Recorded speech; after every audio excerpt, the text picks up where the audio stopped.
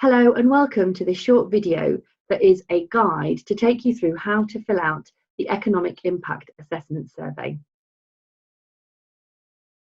I'm Harpreet Chana and I'll be taking you through the survey and how to complete it. Now you might be wondering, what's this survey about? Well, the NPA has commissioned Ernst & Young EY to conduct an impact assessment looking at the robustness of the pharmacy market and also how the restricted funding has not only impacted the independent community pharmacy sector, but also how it impacts our ability to deliver the wider NHS objectives when it comes to community pharmacy. Why is this important? Well, it's important because there is nobody else, no other organisation that is looking at how the 5-year contractual framework that's been agreed has and will impact the independent community pharmacy sector. And so it's really important that we get as many responses to this survey as possible. So I would urge you to please take out an hour or so to fill this survey in. It is an Excel spreadsheet. You will need a number of documents so that you can fill the survey out as fully as possible. And we would ask that you please do that. I will be going through what documents you will need, but there should be a checklist with the survey as well that tells you what documentation you will need before you sit down to complete this. Before I start, and I will take you through each tab of the survey, I also just wanted to make the quick point that the survey is designed to be filled out for each individual branch. If you have more than one branch, you may find that filling out the tabs for every single branch too time consuming or labour intensive, and if it's impossible for you to do that because of the way that you do your accounting, I would also suggest that you perhaps do a sample of 5 to 10 pharmacies if you can't do the entire estate. You may also find it helpful to get somebody to help you fill this out if you have someone that looks after your finances or your accounts, simply because of the figures that we are asking for. So we will start by taking you through the survey. Okay, so the first tab is just some instructions on how to complete the survey. The second tab, now this gives us the identifying information. Now this isn't so that we know who is giving us what information so that we can share it.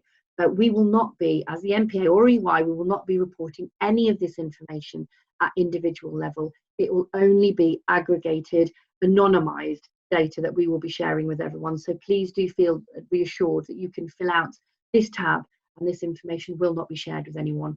But what it does allow us to do is map where your pharmacy is geographically and all the other people around it so that we can get a real feel for the economic impact on you as a pharmacy and all the other ones around you.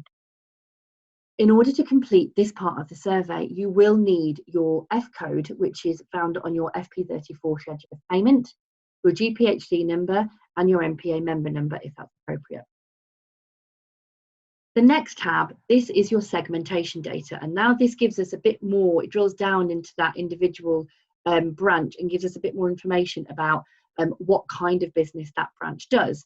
So it tells us which kind of location the business is in, whether you have a wholesale license, whether you've had to introduce new capital recently, how many hours the pharmacy is open for, what kind of staff you have in the pharmacy, and what kind of local NHS services are commissioned from the pharmacy, what private services you offer, what the income from those private services was for the last financial year, a little bit about delivery and delivery services, again, as I was saying, in terms of the number of FTEs that you might have, a little bit about distance selling, and then finally, I want to just highlight questions 27 to 29.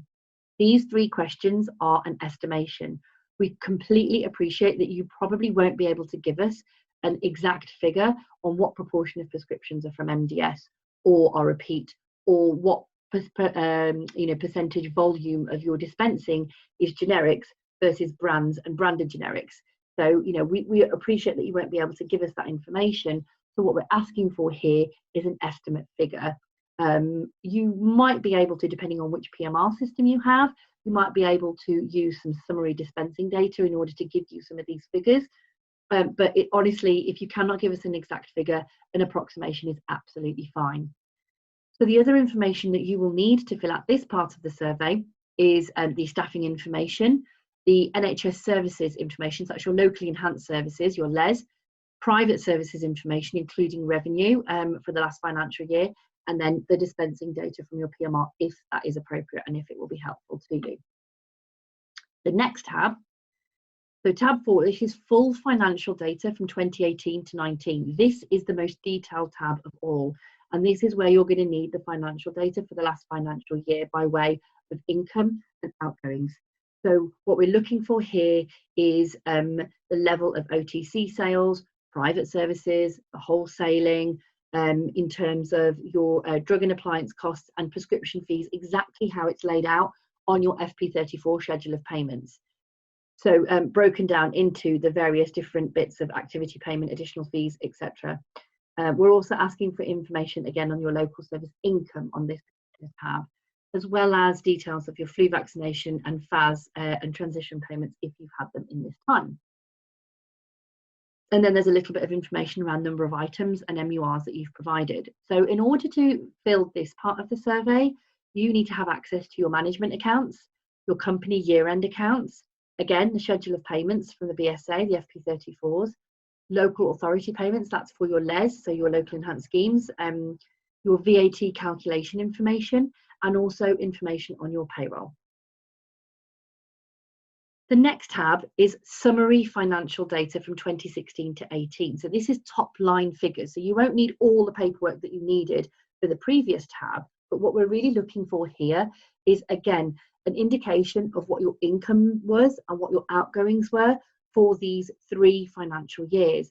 Now, the reason for us asking for that is we wanted to try and see what the financial performance of your business was at baseline. So this is before the cuts were introduced in 2016, and how that has changed over the years, so we can get a sort of pattern of performance and what parameters have changed within those 3 years. So it would be really helpful if you could just give us the top line figures for those financial years. And in order to do that, you'll just need your management accounts from these 3 financial years, and that should give you these figures. The final tab is some information on COVID. Now, the NPA did conduct a COVID survey recently, but that was focusing predominantly on the costs that members had to pay out in order to prepare their business and have their business able to work through the COVID pandemic. This is slightly different. So this isn't so much cost information. This is actually more about asking what changes you've had to make to your business in order to be able to operate through the pandemic. So things like how many hours you've spent sourcing medicines, what kind of medicines were unavailable to you, what kinds of services you were having to provide from the premises because of the impact of what the local GPs were doing, and things like absence and how that's impacted you. So you don't really need anything concrete here to sort of fill this out. This is actually more of an opinion piece, but you may find it helpful just to pull on the reports of products that you couldn't find at drug tariff price at this time, or you just couldn't find at all because they were out of stock, and also your wholesaler summary statements, just to give you an idea of what some of those costs were in that month. And that's it. Once you've finished the survey, we ask that you email the completed Excel spreadsheet back to this address. And I would also urge you, if you do get stuck and you find that you can't fill this out, or there's something that is causing a bit of a problem or a bit of worry, please do contact this email address. It is being manned. Somebody will get back to you as soon as possible to try and help you to fill out this survey. And I would urge you to please do fill this out. Don't be disheartened by how long it is. As I said at the beginning of this short video, it's really key that we get these responses and give the government and the NHS an accurate representation of what is going on in the independent community pharmacy sector at present. Thank you very much for watching. If you do have any other queries, please do contact the NPA on the usual channels. Thank you.